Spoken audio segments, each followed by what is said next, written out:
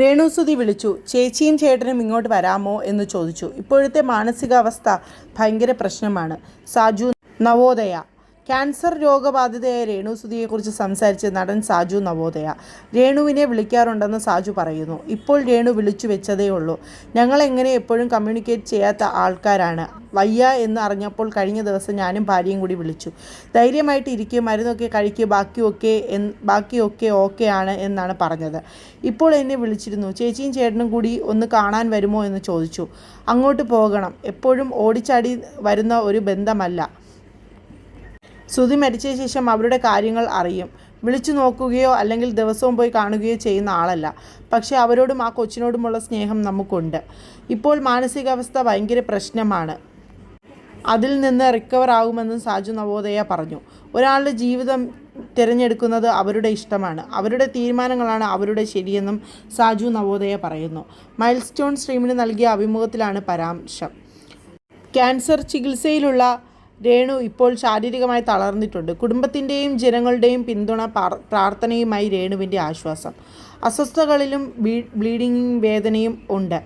ഞാൻ കുഞ്ഞിലെ മുതലേ ദൈവവിശ്വാസിയാണ്. പ്രാർത്ഥനയുമായി നടന്ന ആളാണ്. കുറേ നാളായി തിരക്ക് മൂലം ഓടി നടക്കുകയായിരുന്നു. രോഗശൈലിയിൽ ആയപ്പോഴാണ് ദൈവത്തെക്കുറിച്ച് കൂടുതൽ മനസ്സിലാക്കാനായത്. ഹിന്ദുവെന്നോ മുസ്ലിമെന്നോ ക്രിസ്ത്യനെന്നോ വ്യത്യാസമില്ലാതെ ഒരുപാട് പേർ എനിക്ക് വേണ്ടി പ്രാർത്ഥിക്കുന്നു, വഴിപാടുകൾ ചെയ്യുന്നു. ജീവിതത്തിലെ ഏറ്റവും ആശ്വാസപ്രദമായ കാര്യം തന്നെയാണിത്. ട്രീറ്റ്മെൻറ്റ് നല്ല രീതിയിൽ നടക്കട്ടെ. കുറച്ച് ദിവസങ്ങളായി എനിക്ക് ഉറക്കം കുറവായിരുന്നു. ചുറ്റുമുള്ള ഒരുപാട് പേർ എന്നെക്കുറിച്ച് അപവാദം പറഞ്ഞപ്പോഴും ഞാൻ പതറാതെ നിന്നു. ഇപ്പോഴും പതറിയില്ല. പോസ്റ്റ് ഇട്ടവരോടും എനിക്കൊന്നും. ഇനി AI വെച്ച് ഞാൻ ശവപ്പെട്ടിയിൽ കിടക്കുന്ന ഫോട്ടോയും വരും.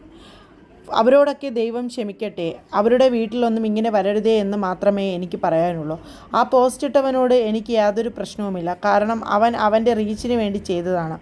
ആരും ജീവിച്ചിരിക്കുന്നവരെക്കുറിച്ച് മരിച്ചെന്ന് പറയരുത്. മരണം ദുഃഖകരമായ സംഭവമാണ്. ഒരിക്കലും നമ്മുടെ ലൈഫിലേക്ക് പെട്ടെന്ന് കടന്നു വരരുതേ എന്ന് എല്ലാവരും ആഗ്രഹിക്കുന്ന കാര്യമാണ് മരണമെന്നും രേണുസുതി കഴിഞ്ഞ ദിവസം പറഞ്ഞു. എല്ലാവർക്കും തന്നെ വളരെയധികം ദുഃഖകരമായ ഒരു സാഹചര്യത്തിലൂടെയാണ് കടന്നു പോകുന്നത്. രേണുസുതി എന്ന അഭിനേത്രി ഇപ്പോൾ വളരെയധികം അവശതയിലാണ്. കൊല്ലം സുധി എന്ന കലാകാരൻ മരിച്ചതോടെയാണ് ഭാര്യയായ രേണുസുതി ഇപ്പോൾ സോഷ്യൽ മീഡിയയിൽ നിറഞ്ഞു നിൽക്കുന്നത്. ആദ്യമൊക്കെ എല്ലാവരും തന്നെ വളരെയധികം വിമർശനങ്ങൾ നടത്തിയെങ്കിലും പിന്നീട് അങ്ങോട്ട് ആർക്കും തന്നെ ശല്യമില്ലാതെ അവർ ജീവിക്കട്ടെ എന്ന ഒരു സ്റ്റേജിലായിരുന്നു. എന്നാൽ അപ്പോഴാണ് ക്യാൻസർ എന്ന മഹാമാരി രേണുവിനെ പിടികൂടിയത്. അതേ തുടർന്ന് ഇപ്പോൾ എല്ലാവരും രേണുവിന് വേണ്ടി പ്രാർത്ഥനയാണ്. ഒരു കുഞ്ഞു മകനാണുള്ളത്. മകനും രേണുവിനും വേണ്ടി എല്ലാവരും തന്നെ പ്രാർത്ഥനയുടെ നാളുകളിലാണ്.